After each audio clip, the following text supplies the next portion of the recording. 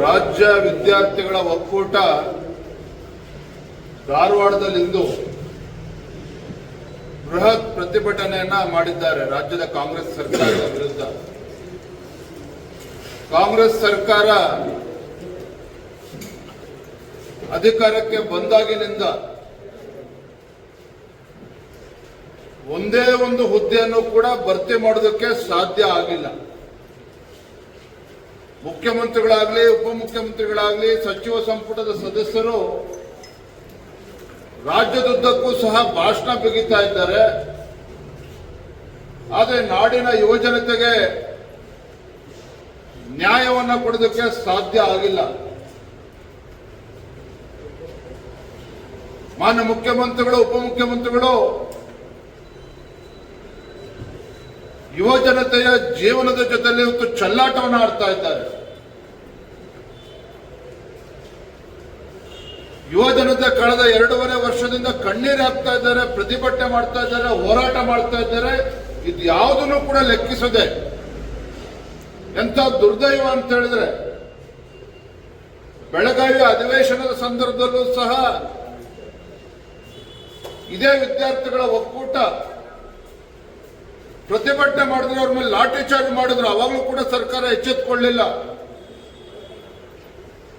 ರಾಜ್ಯ ಉಚ್ಚ ನ್ಯಾಯಾಲಯ ಮಧ್ಯಸ್ಥಿಕೆ ವಹಿಸಿ ಯಾವ ಕಾರಣಕ್ಕೆ ಮುಖ್ಯಮಂತ್ರಿಗಳ ಜೊತೆ ಒಂದು ಅಪಾಯಿಂಟ್ಮೆಂಟ್ ಕೊಡಿಸೋದಕ್ಕೆ ರಾಜ್ಯ ಉಚ್ಚ ನ್ಯಾಯಾಲಯ ಮಧ್ಯಸ್ಥಿಕೆ ವಹಿಸಬೇಕಾಯಿತು.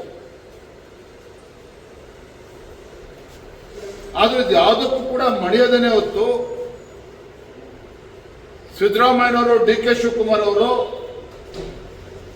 ತಮ್ಮ ಕುರ್ಚಿ ಕಾಳಗದಲ್ಲಿ ಒಬ್ರು ಕುರ್ಚಿ ಉಳಿಸ್ಕೊಳ್ಳೋದಕ್ಕೆ, ಮತ್ತೊಬ್ರು ಕುರ್ಚಿ ಕಸ್ಕೊಳ್ಳೋದಕ್ಕೆ ಈ ಗಲಾಟೆನಲ್ಲಿ ಅವರು ಬ್ಯುಸಿಯಾಗಿದ್ದಾರೆ ವಿನಃ ಈ ಯುವಜನತೆಯ ಸಮಸ್ಯೆನ ಆಲಿಸೋದಕ್ಕೆ ಸಮಯ ಸಿಗ್ತಾ ಇಲ್ಲ.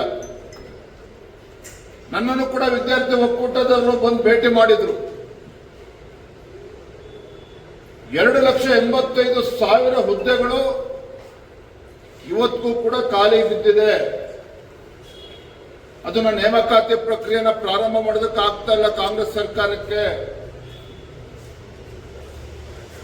ರಿಸರ್ವೇಶನ್ ಗೊಂದಲವನ್ನ ಬಳಸಿಕೊಂಡು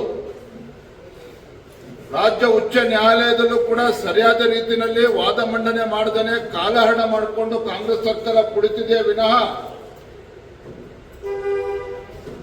ಯುವಜನತೆಯ ಬದುಕನ್ನು ಕಟ್ಟಿಕೊಡುವಂತ ನಿಟ್ಟಿನಲ್ಲಿ ಖಾಲಿ ಹುದ್ದೆಗಳ ಭರ್ತಿಯನ್ನ, ನೇಮಕಾತಿಯನ್ನ ಮಾಡೋದಕ್ಕೆ ಯಾವುದೇ ಒಂದು ಇಚ್ಛಾಶಕ್ತಿ ಕಾಂಗ್ರೆಸ್ ಸರ್ಕಾರಕ್ಕೆ ಕಾಣ್ತಾ ಇಲ್ಲ. ಇವೆಲ್ಲ ಕಾರಣಕ್ಕಾಗಿಯೇ ರಾಜ್ಯ ವಿದ್ಯಾರ್ಥಿಗಳ ಒಕ್ಕೂಟ ಬೆಂಗಳೂರಿನಲ್ಲೂ ಕೂಡ ಪ್ರತಿಭಟನೆ ಮಾಡಿದ್ರು. ಹಿಂದೆ ಕಲಬುರಗಿನಲ್ಲೂ ಕೂಡ ಪ್ರತಿಭಟನೆ ಮಾಡಿದ್ರು, ಧಾರವಾಡದಲ್ಲೂ ಕೂಡ ಪ್ರತಿಭಟನೆ ಮಾಡಿದ್ರು. ಈಗ ಇವತ್ತು ಮತ್ತೊಮ್ಮೆ ಮಾಡ್ತಾ ಇದ್ದಾರೆ.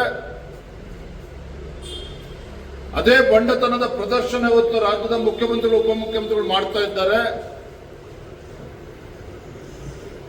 ನಾನಿವತ್ತು ಆಗ್ರಹ ಪಡಿಸ್ತೇನೆ, ವಿದ್ಯಾರ್ಥಿ ಒಕ್ಕೂಟಗಳ ಒಂದು ಧ್ವನಿಯಾಗಿ, ರಾಜ್ಯದ ಯುವಜನತೆ ಒಂದು ಧ್ವನಿಯಾಗಿ ಇವತ್ತು ಮಾನ್ಯ ಮುಖ್ಯಮಂತ್ರಿಗಳಲ್ಲಿ, ಉಪಮುಖ್ಯಮಂತ್ರಿಗಳಲ್ಲಿ ನಾನು ಆಗ್ರಹ ಪಡಿಸ್ತೇನೆ. ನೀವು ಕಳೆದ 2.25 ವರ್ಷದಲ್ಲಿ ಕಡಿದು ಕಟ್ಟೆ ಹಾಕಿರ್ತಕ್ಕಂಥದ್ದು ರಾಜ್ಯದಲ್ಲಿ ಗೊತ್ತಿದೆ, ಜನ ಗಮನಿಸ್ತಾ ಇದ್ದಾರೆ. ಒಂದ್ ಕಡೆ ಅಭಿವೃದ್ಧಿ ಇಲ್ಲ, ಮತ್ತೊಂದು ಕಡೆ ಸರ್ಕಾರ ನೌಕರಿಗೆ ಸಂಬಳ ಕೊಡೋದಕ್ಕೂ ಆಗ್ತಾ ಇಲ್ಲ. ಈ ಕಡೆ ನೇಮಕಾತಿಯನ್ನು ಕೂಡ ತೆಗೆದುಕೊಳ್ಳದೇನೆ, ಭರ್ತಿ ಮಾಡದೇನೆ ಏನು ಅನ್ಯಾಯ ಮಾಡ್ತಾ ಇದ್ದೀರಿ. ಮೊನ್ನೆ ಮುಖ್ಯಮಂತ್ರಿಗಳು ಹೇಳ್ತಾರೆ ಪ್ರಕ್ರಿಯೆ ಪ್ರಾರಂಭ ಮಾಡ್ತಾರಂತೆ. 3 ವರ್ಷ ಆಗಿದೆ ಸರ್ಕಾರ ಬಂದು, ಕಾಂಗ್ರೆಸ್ ಸರ್ಕಾರ ಬಂದು, ಇಷ್ಟು ವರ್ಷನೇ ಮಾಡ್ತಾ ಇದ್ದರು, ಇನ್ಮೇಲೆ ಮಾಡ್ತಾರೆ. ಹಾಗಾದ್ರೆ ಇನ್ನು ಎಷ್ಟು ದಿನ ಯುವಜನತೆ ತಾಳ್ಮೆನ ಪರೀಕ್ಷೆ ಮಾಡಿದು ಕೊಟ್ಟಿದ್ದಾರೆ ಮನೆ ಮುಖ್ಯಮಂತ್ರಿಗಳೇ, ಉಪಮುಖ್ಯಮಂತ್ರಿಗಳೇ.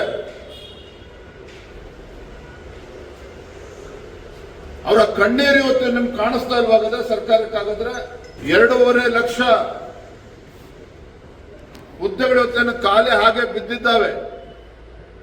ನೇಮಕಾತಿ ಪ್ರಕ್ರಿಯೆನ ತತ್ಕ್ಷಣ ಪ್ರಾರಂಭ ಮಾಡಬೇಕು. ಜೊತೆಲ್ಲ KPSC ವ್ಯವಸ್ಥೆನೂ ಕೂಡ ಸುಧಾರಣೆ ಮಾಡಬೇಕು.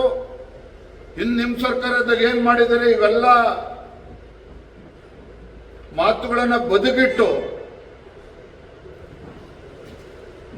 ಆ ಯುವ ಜನತೆಗೆ ನ್ಯಾಯ ಕೊಡುವಂತ ಕೆಲಸ ಮಾಡಬೇಕು ಅಂತೇಳಿ ನಾನು ಈ ಸರ್ಕಾರಕ್ಕೆ ಆಗ್ರಹ ಪಡಿಸ್ತೇನೆ. ಇದಕ್ಕೆ ಪೂರಕವಾಗಿನೇ ಸರ್, ವೈದ್ಯಾಧಿಕಾರಿಗಳ ಸಂಘ ಹೇಳ್ತಾ ಇರೋ ಪ್ರಕಾರ ಬಿಜೆಪಿ ಅವಧಿಯಲ್ಲಿ 1000 ಜನಕ್ಕೆ ನೇಮಕಾತಿ ಆದೇಶ ಪ್ರತಿ ಈಗ ಮೊನ್ನೆ ಸಿಎಂ ಅಲರ್ಟ್ ಮಾಡಿದ್ದಾರೆ. ಬಿಜೆಪಿ ಅವಧಿಯಲ್ಲಿ ಆಗಿರುವಂತಹ ನೇಮಕಾತಿಯನ್ನ ನಿನ್ನೆ ಅಲರ್ಟ್ ಮಾಡಿದ್ದಾರೆ ಮೊನ್ನೆ. ಇದು ವೈದ್ಯಾಧಿಕಾರಿಗಳ ಆಕ್ರೋಶಕ್ಕೆ ಕಾರಣ ಆಗಿದೆ. ಅವರು ಕೂಡ ಮಾರ್ಚ್ 11ರಿಂದ ಮುಷ್ಕರ ಆರಂಭ ಮಾಡ್ತಾರೆ. ಇತ್ತೀಚೆಗೆ ಮುಖ್ಯಮಂತ್ರಿಗಳು ನೋಡಿದ್ರಿ, ಹುಬ್ಳಿನಲ್ಲಿ ಬಡವರಿಗೆ ಮನೆ ಕೊಡ್ತಾ ಇದ್ದೇವೆ ಅಂತೇಳಿ ಬಹಳ ಸಾವಿರಾರು ಜನ ಸೇರಿಸಿ ದೊಡ್ಡ ಸಭೆ ಮಾಡಿ ಸಮಾರಂಭ ಮಾಡಿ ಅವ್ರ ಬೆನ್ನು ಅವ್ರು ತಟ್ಕೊಂಡು ಇವತ್ತು ಮುಖ್ಯಮಂತ್ರಿಗಳು ಬಂದಿರತಕ್ಕಂಥ ತಾವು ನೋಡಿದಿರಿ. ಧಾರವಾಡದಲ್ಲಿ ಸಭೆ, ಹುಬ್ಳಿನಲ್ಲಿ ಸಭೆ ಮಾಡಿದ್ರು.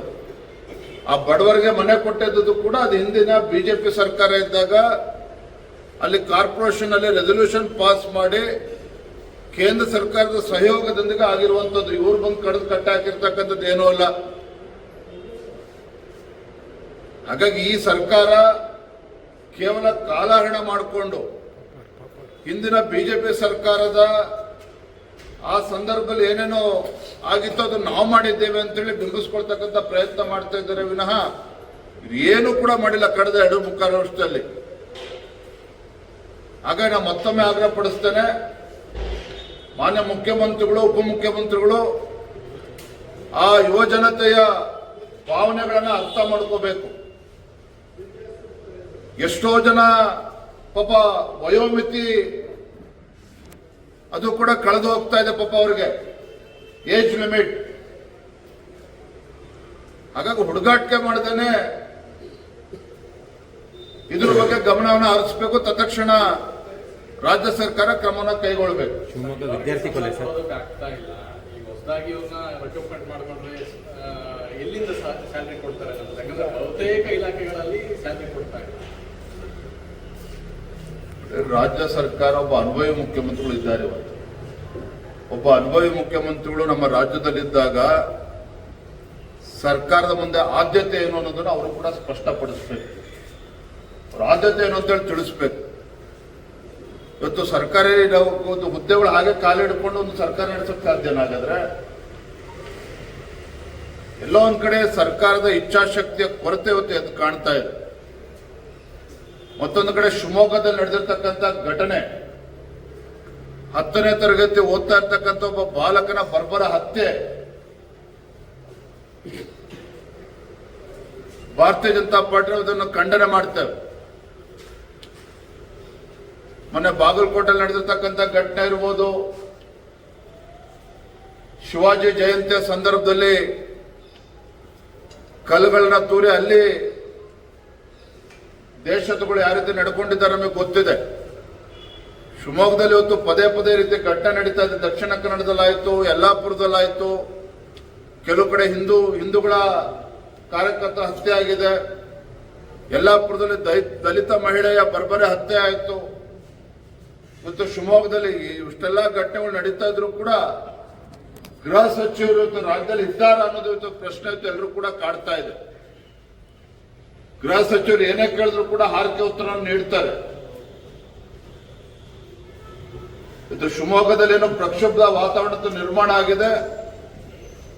ರಾಜ್ಯ ಸರ್ಕಾರ ತಡ ಮಾಡದೇನೆ ಯಾರು ಕೊಲೆಗಡಕರಿದ್ದಾರೆ, ಯಾವುದೇ ಜಾತಿಯವರಾಗ್ಲಿ ಯಾರೇ ಧರ್ಮದವರಾಗ್ಲಿ, ಕಾನೂನು ಎಲ್ಲರೂ ಕೂಡ ಒಂದೇನೆ. ಇದ್ರ ಬಗ್ಗೆ ನಿರ್ದಾಕ್ಷಿಣ್ಯವಾಗಿ ಕ್ರಮನ ಕೈಗೊಳ್ಳಬೇಕು.